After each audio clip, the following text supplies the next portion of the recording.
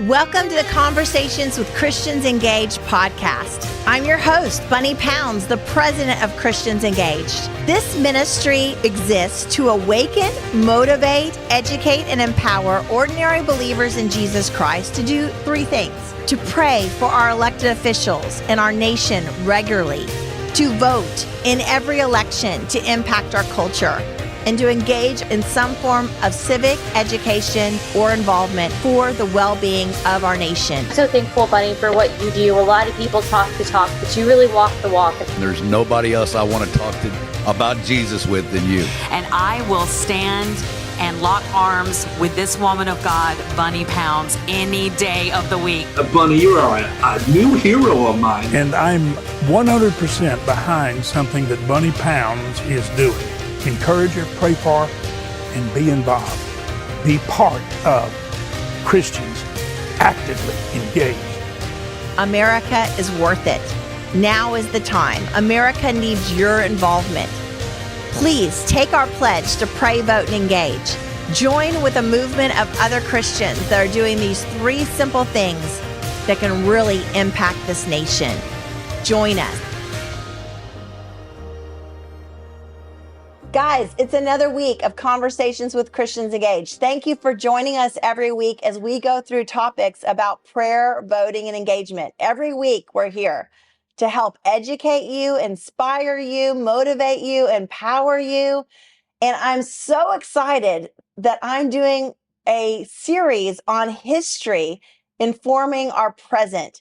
If we don't know our history, how are we going to know what's happening in our present world, and how are we going to understand our future? We won't. Now, I'm here with William Federer. Dr. Federer is a nationally known speaker, best-selling author, president of Amerisearch Incorporated, a publishing company dedicated to researching America's noble heritage. Bill's American Minute radio features broadcast all over America, and you can get his daily emails as well. They're amazing. Bill's first book, America's God and Country Encyclopedia of Quotations, has sold over 500,000 copies. And I love his books and all of his teaching. Thank you, Bill, for being with us today. Bunny, great to be with you. Well, I'm super excited to begin this series because I want to dive in to really our ignorance. We are ignorant as it relates to history sometimes, and we don't understand our current world because of that. You have an unquenchable thirst for knowledge and history. Did that begin when you were young? You got to tell me a little bit about this. Yeah, well, my dad was an attorney historian, and so he was at several historical societies. So every vacation we'd stop at French Fort, Spanish Fort, Indian Reservation, Civil War battlefield, Kit Carson, this. And so I knew that was out there, but I have to say when I really became a Christian as an adult in my early 20s, it was like turning the corner on a cornfield and you see the rows line up. Same corn, but from one point of view, it's sort of meaningless. And that's the way they teach it in schools. It's like dates and numbers and facts. But when you see it from God's providential perspective, it begins to, God has a plan. Yes. And that's when it became exciting for me. That is exciting. Well, your knowledge of history and just everything you remember just is amazing. So tell us a little bit about how history should inform our present. We look at things that are happening, and a lot of times we're not really understanding the historical context, or we're not really seeing them clear because we don't understand our history. Can you give me some stories that can make that clear? One of my favorite quotes is Arthur Schlesinger Jr., a Pulitzer Prize-winning historian on John F. Kennedy's staff. And the quote is, "History is to the nation what memory is to the individual." So have you ever met an individual who has lost their memory? Maybe they have Alzheimer's. It's really sad. It's sad. I had a friend that she had Alzheimer's and she couldn't remember all the Bible she had known before, right? It's sad. Critical. You can take anything away from them. We sort of have national Alzheimer's. We've lost our corporate memory of who we are as a people. And one of the things I've done in my studies is I research every single century of recorded human history. All the way back to Sumerian cuneiform and the Egyptians and the Elamites and the Persians and the Greeks and the Romans and Attila the Hun and Genghis Khan. And the most common form of government's kings. Yes. And ancient Israel, the first 400 years out of Egypt, they had no king. And that was the inspiration for the Reformation and for the colonial founders of New England. So in America, our memory is, we need to be we need to be reminded that we, the people, are the king and the politicians are the servants. Yes. Right? So Romans 13, well, you got to submit to the governing authority. Well, question, who's the ultimate governing authority in America? It's we, the people. The politicians are our servants. Well, it would be silly for a king to have to obey his janitor, right? I mean, so we, the people, are the king. Our politicians are our servants. And we need to, now it's not just a blessing, it's a responsibility. Because if things go bad, it's we, the people, who are responsible. And another thing is past behavior is the best indicator of future performance. So I tell people history is not prophetic, but it is predictive, right? Because you get to see how humans have acted in the past in certain situations. And so if we're in the certain situations, we can predict how we're going to act in the future. Yeah. So it does give you some of that predictive ability. And there's a quote, to not know what happened before you were born is to forever be a child. And so I think that you get an identity of who you are. They say most of the men that are in prison don't even know who their dad is.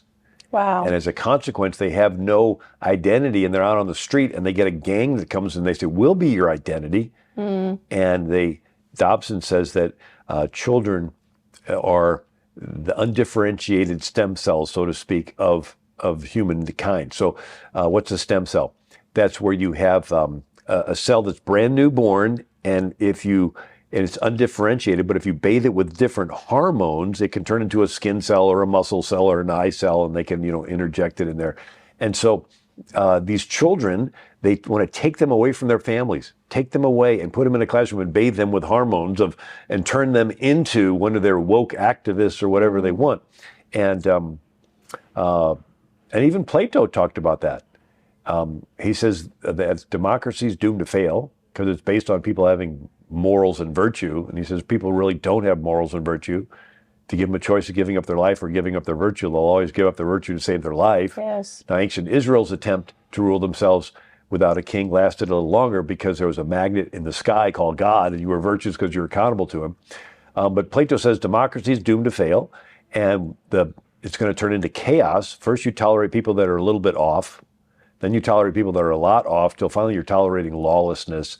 And then everybody says, we need somebody to come along and fix it. And that's when this philosopher king comes along and he's going to restore order. But the first thing he does is he takes the children away from the parents, brings them into the city, and indoctrinates them with noble lies. That's what he calls it, noble lies. And he says, we want one single grand lie, which will be believed by everybody. And so here you have the government taking the kids away from the families and teaching them lies. But Plato says it's okay because the lies help the philosopher king stay in power. And since he's keeping order, because without him, it'd turn into a democracy, which would turn into chaos. The battle is who gets to teach the children. And you think of it, you're spirit, mind, and body. And so your mind is like a super fancy computer. It's more than that, but it's at least that. And your body's like the computer case, which makes it silly for people to argue over what color the computer case is. Imagine if I were to say blue computers are better than green computers. It's like, it really doesn't matter what color the computer or the iPhone is. What matters is what apps, what software is running on it. It doesn't matter what color somebody's skin is what behavioral software is running on their brain. Yes. Is it love your enemies, do good to those that hate you, turn the other cheek, or is it cancel them, get them to lose their job, make them pay, right? And so the battle today is who gets to load the software on the next generation's brains. God chose Abraham because he knew he would teach his children. Well, and history is important to God. I mean, remember the Israelites, they would set up memorials, they'd set up altars. He said, remember what I did, call on the name of the Lord, the reputation of God throughout their history, their stories. And thank God for the Jewish people that kept the scriptures safe for us to be grafted into the Commonwealth of Israel. But I love this quote by David McCullough, who wrote 1776 and John Adams, among other popular books. But he said, history is who we are and why we are the way we are. What is your response to that? I mean, how does history actually shape who we are? And if we don't understand our history, that could be devastating. Yeah, it's the trajectory. So you make decisions for the future based on where you came from in the past. And one of the strategies that's used by every conquering culture is called deconstruction. And that's where you say negative things about a country's past So they emotionally detach from it. Then you get them into a neutral where there is no memory of where they came from, and then you can brainwash them into the future you have planned for them. So that's what they do. They go into the classrooms and they tell the kids negative things about the founding fathers. They took land from Indians. They were chauvinists. They sold people into slavery, and the kids are like, ooh. Now forget the fact that they gave you a country where you're in charge of your life and all of us together are in charge of the country rather than having to obey a king with mandates. But forget all that. All the founders were bad. Yes. So these kids emotionally detached. Now they're in a neutral. And they don't remember where they came from. And then you can brainwash them into, the LGBT agenda or socialism or Sharia Islam. It's actually a sales technique. If I was a toothpaste salesman, the first thing I do is tell you negative things about the toothpaste you're currently using. You're still brushing with that stuff? Haven't you read it'll eat the enamel off your teeth? You're like, ooh, you're repulsed by it. Now I have you in a neutral. You're open-minded. What are all the toothpastes out there? Then I give you my pitch for this brand new tartar control, breath freshener, enamel strengthening stuff, right? So it's a drive neutral reverse. And you see it throughout history.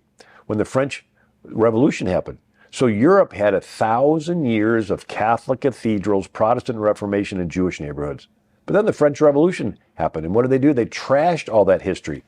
They tore down statues of good King Henry IV. They dug up the grave of St. Genevieve and trashed it. They cut the ties so that the people didn't know where they came from. You got John Lennon, imagine there's no heaven and no religion too. And so what's happening now in Europe? It's becoming socialist and Islamic, with Muhammad being the number one name for newborns. But it's not just Western culture.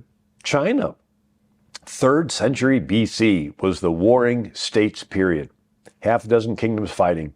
One guy wins, Qin Shi Huangdi, and he gets criticized for doing things differently than they had been done for centuries in these other kingdoms.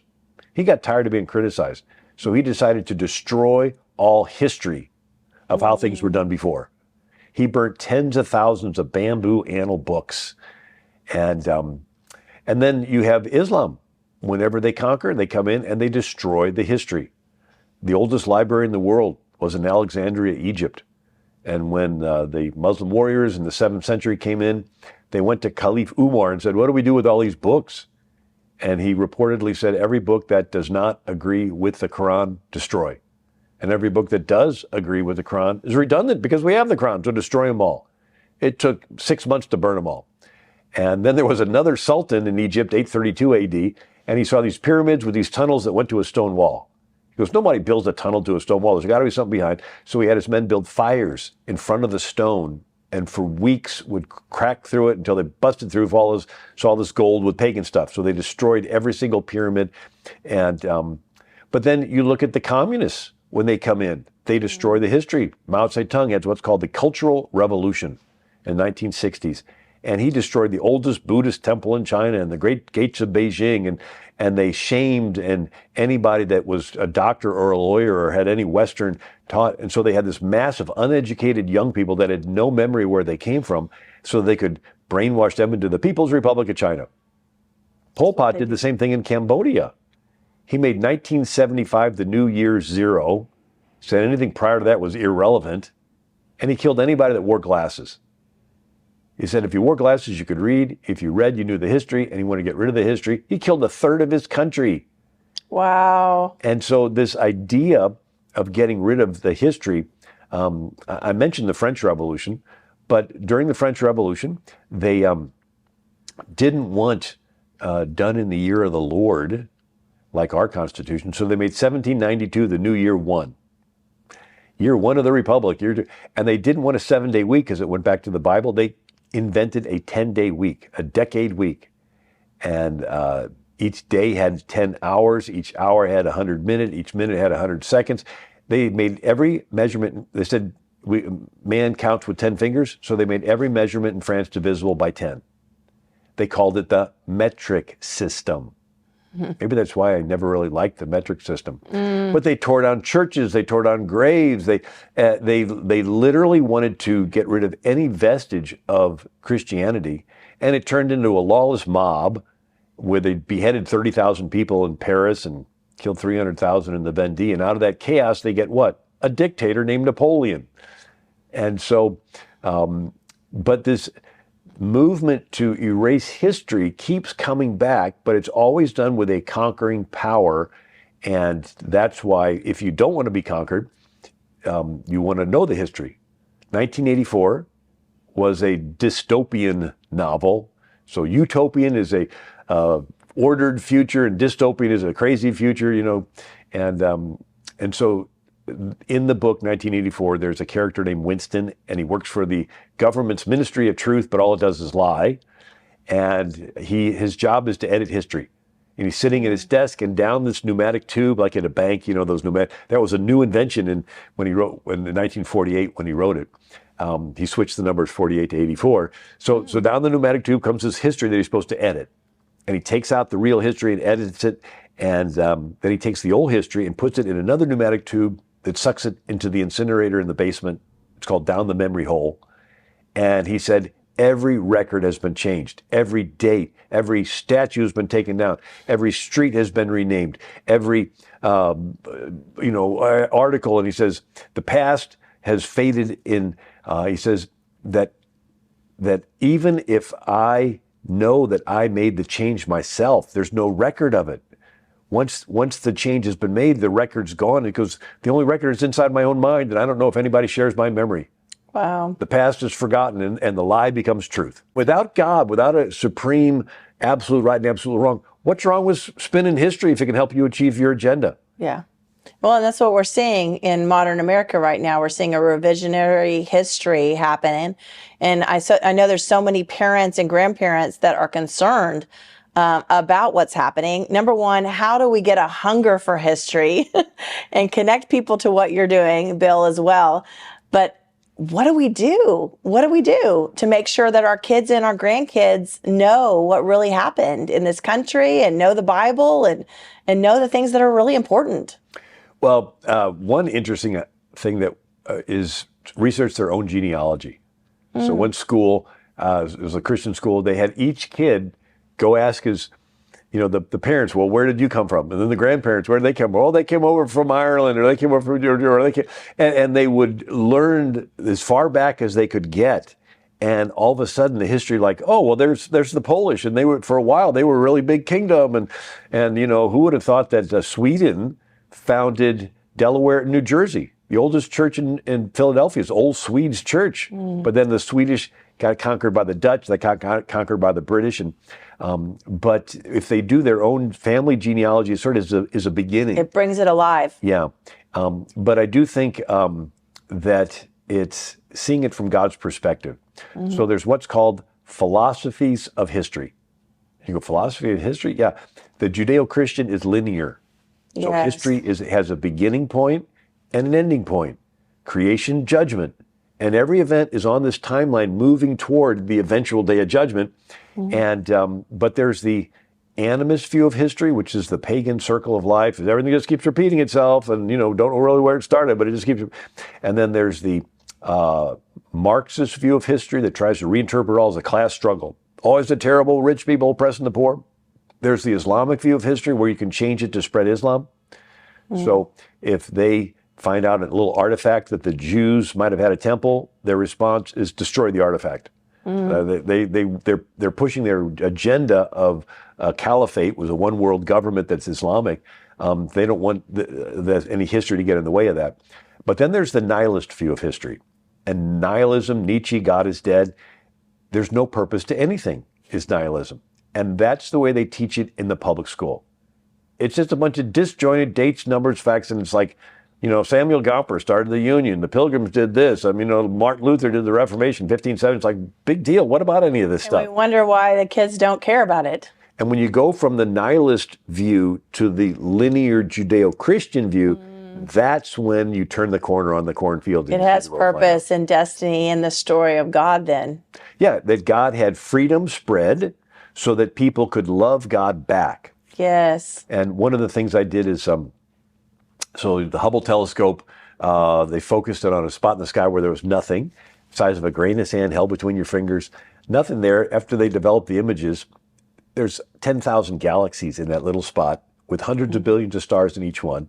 And the thought is, why did God is so powerful, why did he make us? And you think, well, what's a galaxy anyway? It's a bunch of rocks, hot rocks, cold rocks. A rock cannot love you. So it's almost like at some time in eternity past, God said, been there, done that. I can make everything. I would really like someone in my image that could love me. So out of all of creation, humans are the only ones that have the ability to love God back. Yes. Planets can't love. Animals follow instinct. I even looked up the word angel in the King James Bible, appears 289 times. Not one time is the word love used to describe an angel's relationship with God. Right? They're mighty beings, they're powerful beings, they worship God, they glorify God. The word angel means messenger. They deliver God's messages to the prophets, and they deliver God's judgments. They rejoice when a sinner converts. They sang when the stars were made. But the word love is not used in any verse. They're mighty beings, they're powerful beings, but they were made for a purpose. What purpose were you and I made for? We're not mighty, we're not powerful, we're not very smart, right? A king can have a castle with really strong soldiers and really smart staff, and then he can have children. Well, guess what? The word love is used all throughout the Bible to describe men and women's relationship with God. Love the Lord your God with all your heart, soul, mind, and strength. Jesus rose from the dead, said, Peter, do you love me? So we're beings uniquely created with the ability to love God. And then he gives us the choice, and then Jesus paid for our sins. So the Lamb is God's way to love you without having to judge you, because he's a just God. And but it's this choice. So when you realize not just history, but all of creation is now that God created us so that we could have a choice to love him. Yes. If God were to force you to love him, he himself would know he's forcing you to love him, and he would know your response is not a love response. So he'll never force you. So our human experience is God, in the context of everything he controls, time, matter, space, energy, he intentionally created one tiny thing he doesn't control, your will. I mean, he could control it if he wanted to, but that would defeat the very reason he made us different than everything else. And he doesn't need our love. He's not incomplete, and our love somehow completes him. He doesn't need our love, but he wants it. Parents don't need the love of their children, but they want it. And we're made in his image. And so the most important thing in our life is what? Well, loving and being loved. Could it be that loving and being loved is a big deal to God? So he loves everything he created, but could what he created love him back? And that's why he created us as free will beings. He created time, and he's outside of time, so he's still in control. We make our little free will decisions. He can readjust every electron in the universe. Yes. He has to hide himself behind his creation because he is so awesome. I mean, here's a being that creates 1 trillion times 1 trillion stars, all right? That if he appeared to us in all of his glory, we'd involuntarily respond. We'd fall on our face like the Apostle John in the book of Revelation. So he has to hide himself. People say, if God's real, why doesn't he show himself? Because the moment he shows himself, your free will's gone. It's going to be an involuntary response. And the same hiding of himself that allows us to have free will necessitates that we have faith. Well, if we see history in that story of that God is after our heart, he's after humanity, then it makes these stories come alive. I would think it would take it from darkness into light and make it where, man, if we can see God in our history, specifically our family history and then our nation's history and, church history, all of it, to see his hand in it, that makes history Well, and scripturally, alive. That's the evidence that Jesus is the Christ. Because the Jews kept their history, and they kept the history of all the prophecies. In Islam, Muhammad was illiterate. He could never read and write. Right? There's no prophecies that he fulfilled or that he gave to be fulfilled. In Hinduism, they have the Vedas. I mean, these are sayings that they had, and they don't know where they came from and when they came from. They just have them, and there's no history to it. And then when the Huns invaded Europe, they were so illiterate, they asked them where they came from. All they could do was point to the east. Yeah. But the Jews and Christians were known as people of the book because they knew the history, and it's because of the word, the logos, that Jesus could fulfill the promises that were written down in history of the Messiah coming. The seed of the woman will crush the serpent's head, the Lion of the tribe of Judah, that all throughout the Lamb slain from the foundations of the world. And so God is a God of history. History is on our side. And you begin to see these patterns, and you begin to see God working in the past, and it gives you faith for him working in your life in the future. So good. How do people find you, Bill, and find your resources and your books and everything you produce? Well, thank you, Bunny. My website's AmericanMinute.com.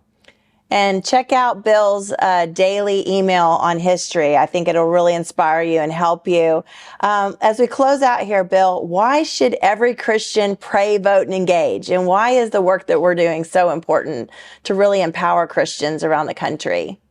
You're showing God you love him and his word in your not just your thoughts, but in your words and in your actions. And again, imagine a guy, if he loves a girl, but he never says anything to show his love, and he never does anything to show his love, you have to ask the question, does he really love her? And to say, oh, God knows my heart, but you're not saying anything to anybody about him, and you're not doing anything. And then there's the verses in the Bible that says, rescue those who are unjustly sentenced to death. Don't stand back and say you didn't know about it. For the Lord who knows all hearts knows you knew. Yes. Defend the defenseless, or defend the orphan and the widow. I mean, we're supposed to be doing something. So we're spiritual beings in a physical world, and we love God directly through praise and worship, but we love God also by loving people made in his image. Yes. Right? You got the commandments of loving God, but then there's the commandments of loving your neighbor. And so part of loving your neighbor is the good man leaves an inheritance to his children's children. What kind of inheritance, what kind of country are we leaving to our children? Yes. If we leave them a country with less freedom than they had, and what's the biggest freedom? To have the gospel. But we see if we leave it alone, the movement of the government is to outlaw the gospel, and they're doing it in other countries. All right, in China and North Korea and Pakistan and everything. The first thing, the communist countries, first thing that goes is the Bible. And so if you really are a good person and want to leave an inheritance to his children, you want to be involved so that they can live in a country where they have the freedom to hear the gospel and believe, as well as all the other blessings. So good. Well, you guys are going to have an opportunity to hear Bill Federer on our biblical conduct class in the future. Coming out in 2024. And I just really appreciate you so much, Dr. Federer, for just really coloring history for so many Christians around this country. Connect with him at AmericanMinute.com and sign up today. And we'll see you guys next week. Thank you so much. Thank you, Bill. Thank you, Bunny. Thank you so much for joining us for this incredible podcast. What a time we've had. We love you so much. We love being in your life. Have you subscribed? Have you shared this with your family and friends? Please subscribe on Apple, Spotify, YouTube, Rumble, wherever you get your audio or video pods. We need your help. This mission is undergirded by individuals just like you that support this ministry monthly, annually, and whenever you think about us, to be able to reach over 1 million Christians in the next 2 years. That's our goal. We want to empower 1 million Christians around America to pray, vote, and engage regularly. Will you help us? We're here to do that, and we need your help. I want to say thank you to our partners at The Stream. What an incredible online publication put out by James Robison and Life Outreach International, as we come together across denominational lines as believers to discern what God's saying about the news of the day and to hear from different viewpoints. Check out The Stream, make it your homepage, and get on their email list. This product is amazing. Also, our partners at Edify app, put out by Christian Post. This podcast app is a convergence of Bible teachers around America. We're excited to be a part of Edify app. Check out all their other podcasts. Thank you so much again for caring about this nation. We're here to help you pray, vote, and engage. We'll see you next week.